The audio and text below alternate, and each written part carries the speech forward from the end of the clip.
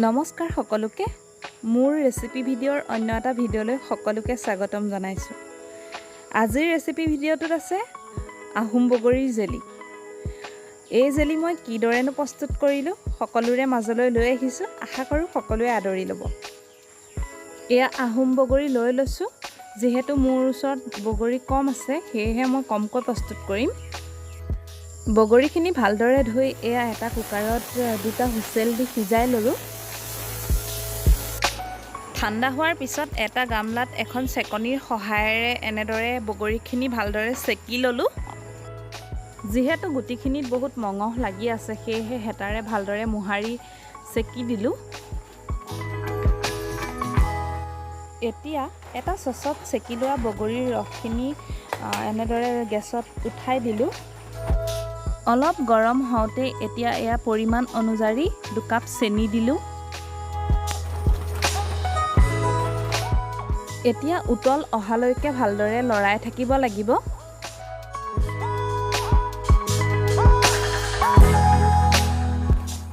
এয়া দেখিছেনে উফন্দি আহিছে।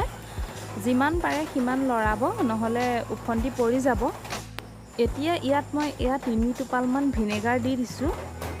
ভিনেগাৰ দিলে জেলিখিনি ভাল হৈ থাকিব যিহেতু আমি সদায় খোৱা নহয়। তাৰ পাছত এয়া উফন্দি অহালৈকে আকৌ ভালদৰে লৰাই থাকিব লাগিব। মোৰ বাচনটো সৰু হ'ল যিহেতু পৰি গৈছে সেয়ে আপোনালোকে ডাঙৰ বাচন ব্যৱহাৰ কৰিব।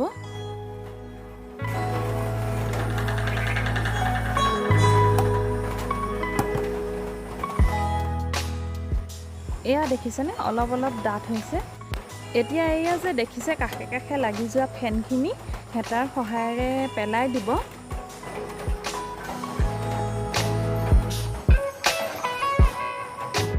এতিয়া ইয়াত মই 2 টুকুৰা ডালচেনি দিম। ডালচেনি ব্যৱহাৰ কৰিলে গোন্ধটোও বৰ ধুনীয়া ওলায়, লগতে ফেনখিনিও নাইকিয়া হয়। এয়া দেখিছেনে ডাঠ হৈ আহিছে। এতিয়া এখন প্লেটত অলপমান পানী লৈ এনেদৰে এয়া দেখিছেনে 2 টোপালমান পেলাই দিব। এয়া ফাহি গৈছে যিহেতু মোৰ বস্তুখিনি প্ৰস্তুত হৈ উঠা নাই।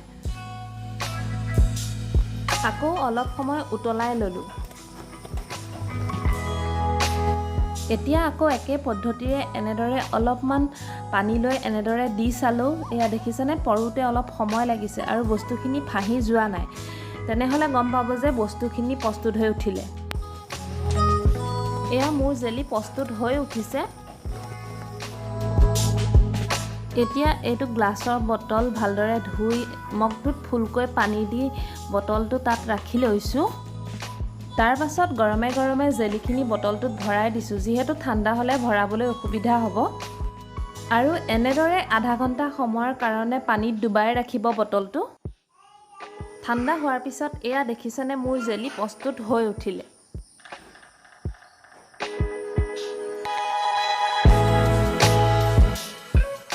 এয়া দেখিছেনে কিমান সুন্দৰকৈ জেলিখিনি হৈছে। এনেদৰে বনাই খাবচোন বৰ ভাল লাগে। যিহেতু ঘৰত প্ৰস্তুত কৰা সামগ্ৰী এটাৰ সোৱাদেই বেলেগ নহয়নে? ভিডিঅ'টো চোৱাৰ বাবে বহুত ধন্যবাদ।